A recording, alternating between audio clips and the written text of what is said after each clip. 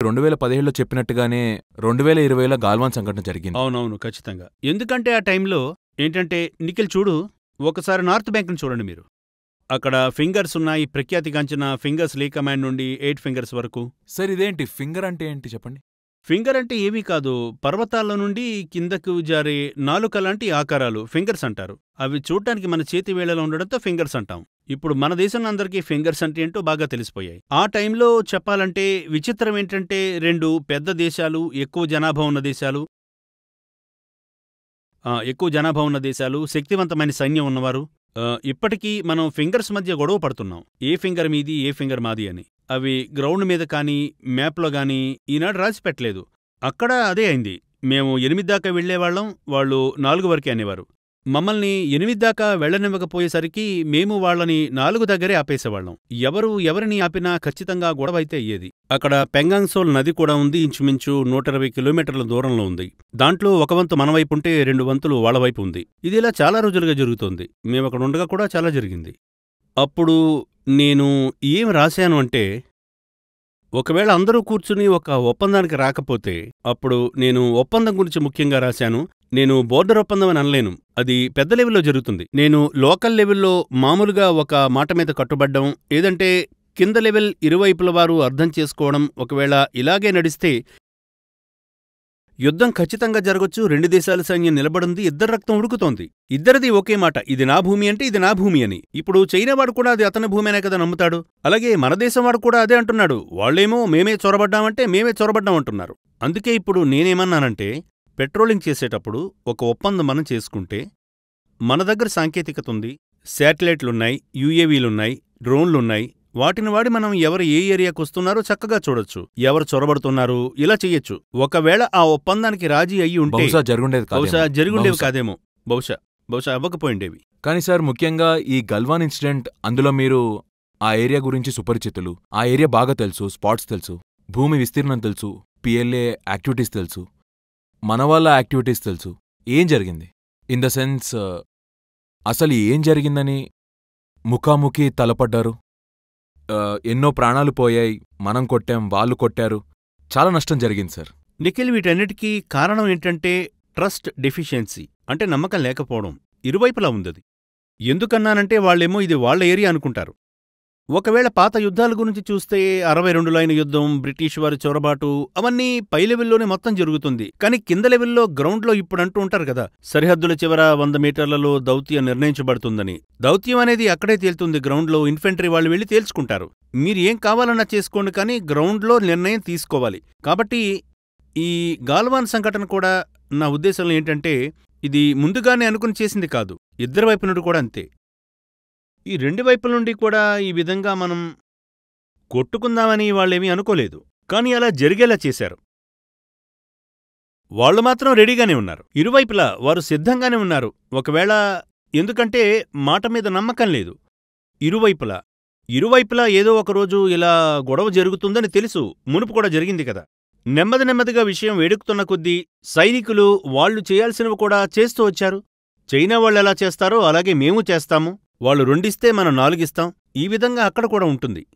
అప్పుడెప్పుడైతే ఒక ఒప్పందం వెళ్ళిందో మీరు ఇటువైపు వరకే వెళ్లగలరని చైనా వాళ్లు వారి టెంటలు తొలగించాల్సి వచ్చినప్పుడు, ఆ నిర్ణయాన్ని పైవాళ్లు తీసుకుని ఉండొచ్చు, కాని దాని కింద వాళ్ళకి చెప్పారా, చెప్పలేదా, లేక వాళ్లు కావాలనే దాచిపెట్టారా?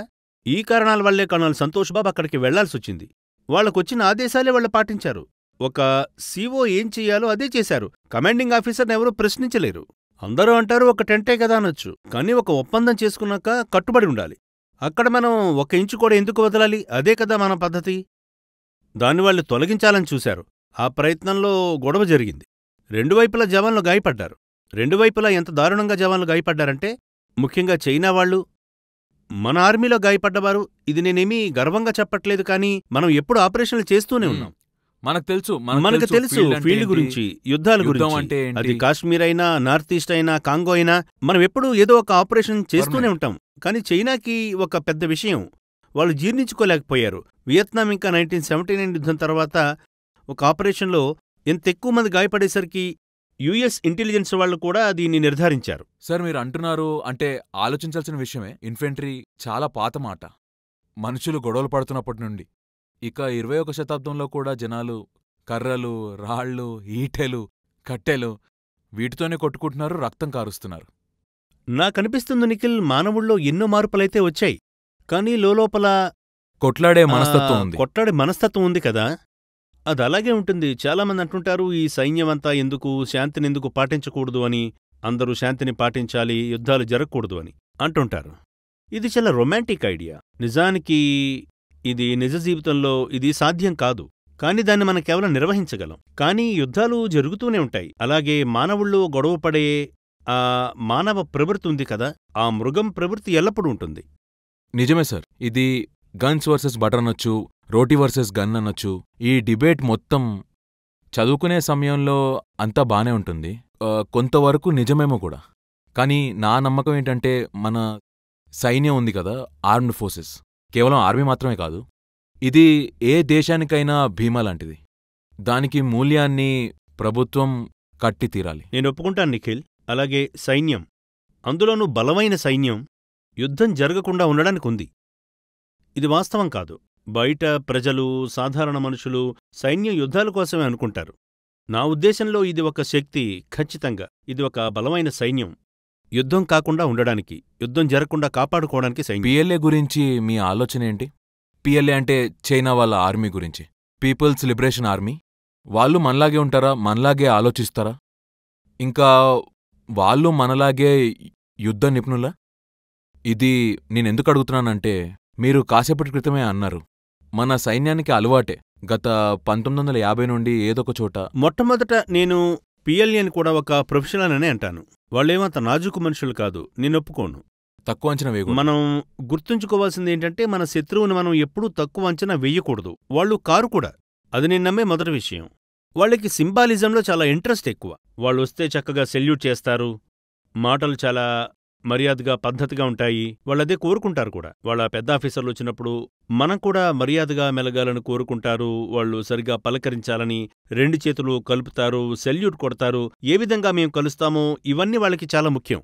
మూడో విషయం వచ్చి, వాళ్ళు బలాన్ని బాగా గౌరవిస్తారు. ఒకవేళ మీరు బలహీనంగా కనిపిస్తే వాళ్ళు మీ నెత్తెక్కి కూర్చుంటారు.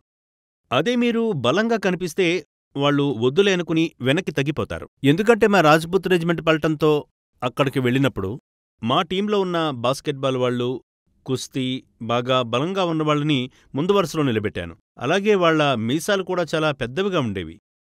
సో ఈ 6 అడుగుల వాళ్ళందరూ ముందు వరుసలో ఉండేవారు. ఇది చూస్తే కాస్త మానసికంగా వాళ్ళు భయపడేవారు.